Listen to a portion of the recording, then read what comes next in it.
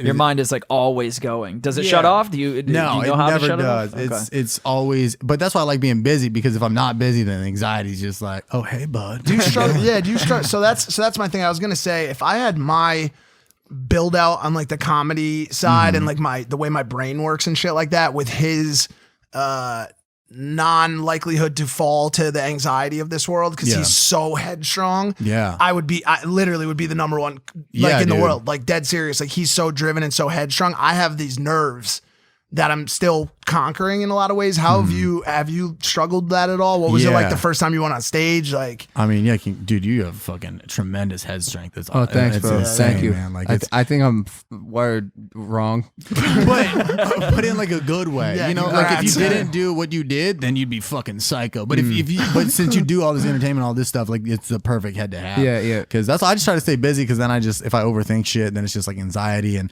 the biggest thing is like, I mean, the internet moves so quick. Like relevancy can fuck you up, dude. Yeah. And if I overthink shit, I mean, I don't smoke too much, but sometimes I'll be sitting there and be like, whatever happened to damn Daniel in the white vans? How's he doing? How's Alex from Target doing? Are they making money? By the way, that's a skit. Really? Somehow. No, I'm telling you right now, that could be a skit. You're like, I wish I could see what he's doing in a quick flash to damn Daniel. He's just at a Chili's. He's definitely a server at Chili's. 100%. Oh, yeah, dude. not the worst place, you know. Oh, I love Could be TGI Fridays, but dude, I just get anxiety about the relevancy factor. But that's why I like stand up. Oh, no. But it's just like, you know, the day can be going great, but you post a video and it doesn't do as well as the other ones. You're like, all right, time to not lease any cars anymore. And you're fucking until something that truly matters happens. Like I've gotten into those things before too, and then like the other day, dude, like I'm having a fucking rough day. I'm like, I just did pilots for MTV and we did the show, and I had some anxiety on the show, and it showed, and I pulled through, did a good job, but I'm at home and I'm fucking pissed, dude. I'm like, damn, I could have done a better job. And my mom hits me up and said, Mike Crocky's mom just went into emergency surgery. Her heart failed. Yeah. And, you know, and you should text Mike. And I'm thinking to myself, I'm like, damn, my MTV pilot doesn't fucking matter, bro. At all. Yeah, once real life kicks in. Fuck, dude. Yeah. Like this kid's mom is literally under the knife right now in a life-saving scenario. And I'm texting him and I'm like, yo, man, like, are you good? Like, what can I do? And like, I reached out to him and it ended up working out, and she's fine. She's in recovery. Good. Shout out to Mike Crocky if you're watching this. There we go. And Mrs. Crocky, I hope you're doing well.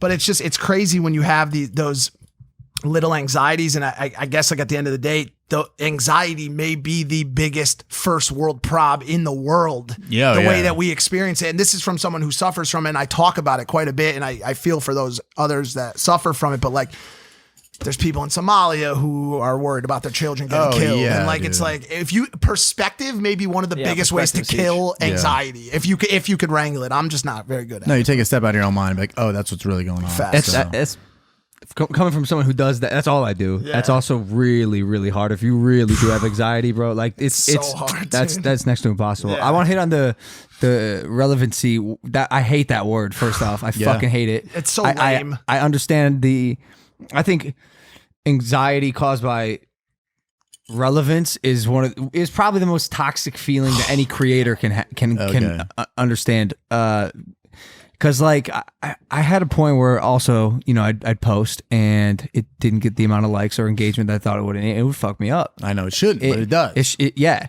but I was in Sweden.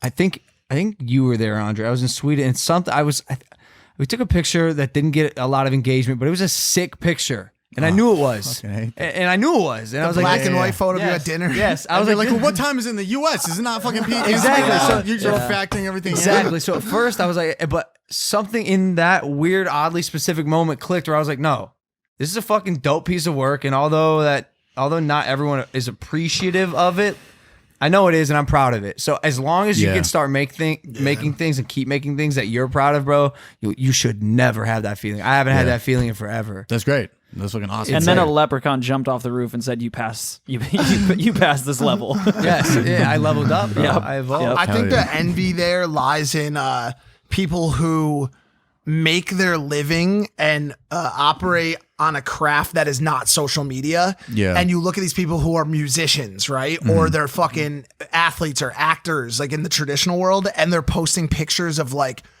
look at the weird shape of my dog's shit today. And it's a picture and it gets 622 likes or something. Like, and they don't give a fuck. really They don't. don't Yeah. care because They're they're like, making yo, M's. this Instagram promotion engine does not fucking matter. It to really me. doesn't. I don't care. It does not. Follow any rapper on Instagram and you will see that it's just a lot of whatever the fuck. Yeah.